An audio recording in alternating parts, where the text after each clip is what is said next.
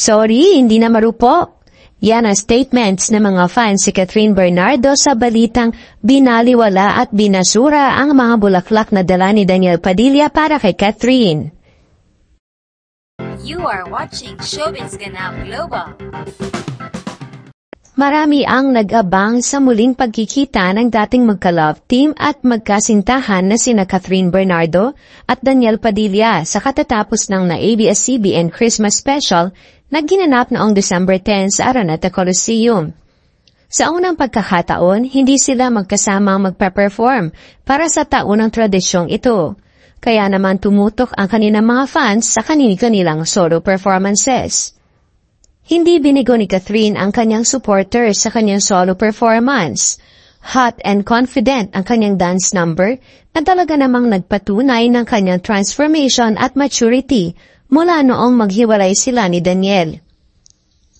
Maraming netizens ang napakomento na tila sinasabi ni Catherine sa kanyang performance na ako lang naman ang sinayang mo.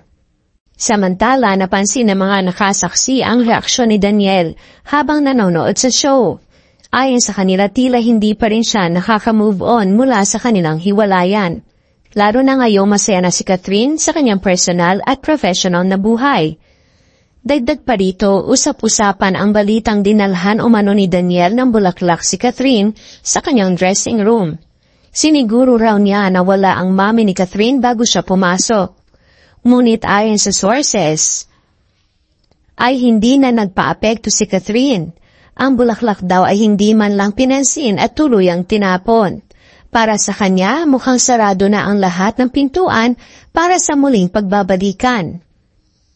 Sa kanyang performance naman, napansin ng fans na tila may matinding hugot si Daniel sa kanyang kantang Boys Don't Cry. Ang lyrics kasi ng kanta ay tungkol sa isang lalaki nagpapanggap na matatag pagkatapos masaktan sa pag-ibig. Isang mensaheng ramdam na ramdam ng audience. Ayon sa iba, maaaring sinusubukan ni Daniel na ipakita ang kanyang pagsisisi sa pagkawala ni Catherine sa buhay niya.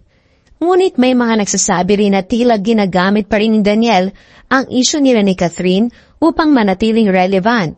Sa gitna ng lahat ng ito, tanong ng marami, talaga bang nagsisisi si Daniel o isa lang ito sa kanyang mga pakulo o paraan upang makakuha ng simpatya? Ikaw, ano ang tingin mo? Agree ka ba na ginagamit pa rin ni Daniel si Catherine sa ganitong mga pakulo?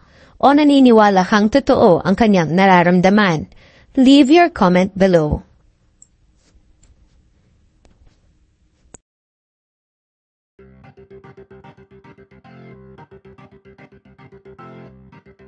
Don't forget to subscribe and click the notification bell for more Showbiz Ganap Global updates.